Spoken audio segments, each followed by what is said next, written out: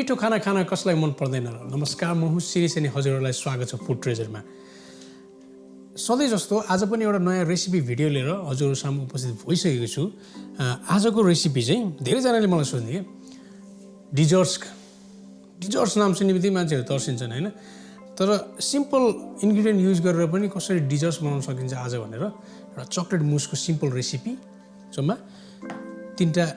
इन्ग्रेडिएन्ट use गरेर बनाउन गइरहेको छु आज है यसमा चाहिँ मसँग चाहिँ 125 ग्राम चाहिँ डार्क चकलेट छ हैन यो चकलेट बटन छ मसँग हजुरहरुले ब्लक पनि युज गर्न सक्नुहुन्छ अनि मसँग 300 ml चाहिँ थिक एन्ड क्रीम छ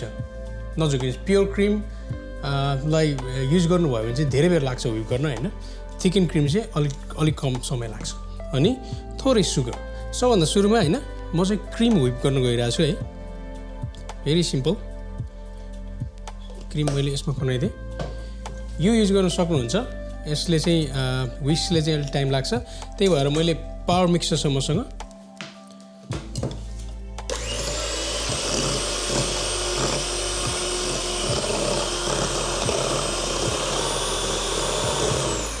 अनि यो व्हिप गर्दै गर्दा मैले चाहिँ अलिकति सुगर हैन यसमा हाल्दिन्छु है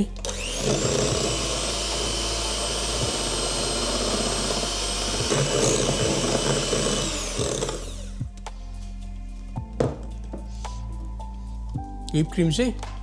हाम्रो रेडी भइसकेको छ एकैछिन अलि धेरै बेर व्हिप गर्यो भने चाहिँ यो चाहिँ बिग्रिन्छ हैन यसबाट चाहिँ बटर र रिलिज हुन्छ त्यही भएर व्हिप गर्दाखेरि चाहिँ एकदम ध्यान दिनुपर्छ हैन यो चाहिँ क्रीमी होस् थिक होस् तर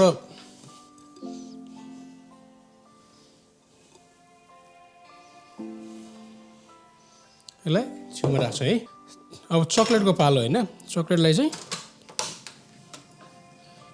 तातो पानी एउटा भाँडामा हालेर हैन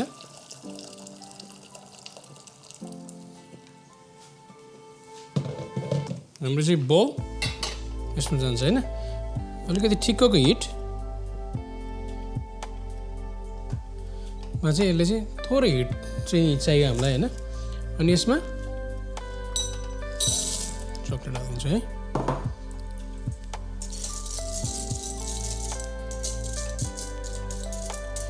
अल्टरनेटिभली चाहिँ तपाईहरुले 20 सेकेन्ड जस्तो माइक्रोवेभमा हैन राखेर नि गर्न सक्नुहुन्छ तर माइक्रोवेभमा अलिकति धेरै बेर भयो भने चाहिँ स्प्लिट हुने चान्स हुन्छ हैन हामीले पनि एकदम लो हिट क्रिएट गरिरहेका छौं सिधै प्यानमा गर्दाखेरि चाहिँ पनि स्प्लिट हुने चान्स हुन्छ हैन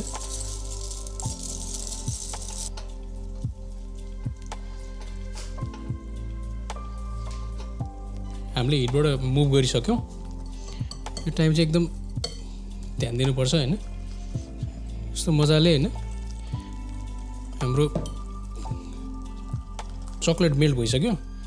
तर स्प्लिट छैन हैन अब यसमा चाहिँ हाम्रो व्हिप क्रीमलाई चाहिँ यसमा डार्क चकलेटमा चाहिँ यसलाई चाहिँ थोरै यसमा राख्छौं हैन अहिले हामीले माथि चाहिँ गार्निशको लागि चाहिँ अनि बाँकी चाहिँ सबै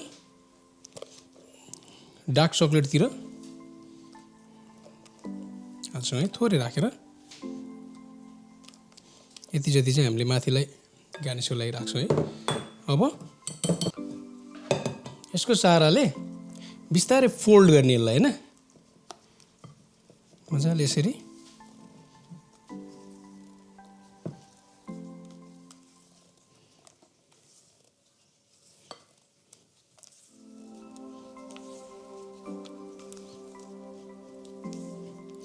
यस्तो गर्दा चाहिँ स्पन्जी टाइपको क्रीम र चकलेट मिक्स भएको यस्तो बन्छ है अनि यसलाई अब ग्लासमा राख्न गइरहेको छु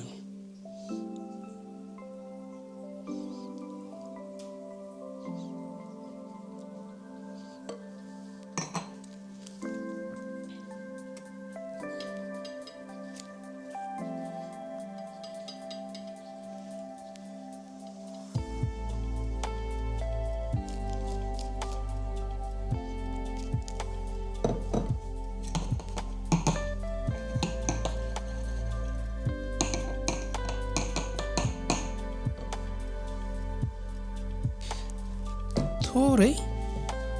whipped cream ओके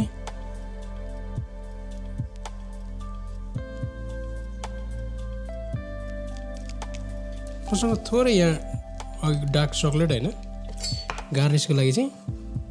नाइफले हल्का अनि चङ्की पाराले काटेर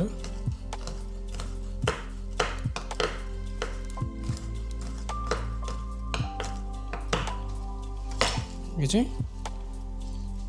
थोरै स्प्रिङ्कल गरिदिउँ माथि एज अ गार्निस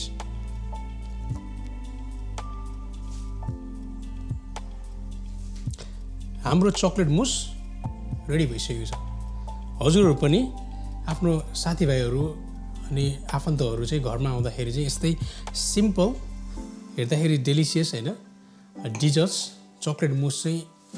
हाम्रो रेसिपी फलो गरेर चाहिँ बनाउन सक्नुहुन्छ अनि यस्तै इन्ट्रेस्टिङ रेसिपीहरूको लागि चाहिँ हजुरले हाम्रो च्यानल सब्सक्राइब गर्नुपर्ने हुन्छ अनि धेरैभन्दा धेरै माया दिनुपर्ने हुन्छ thank you very much for watching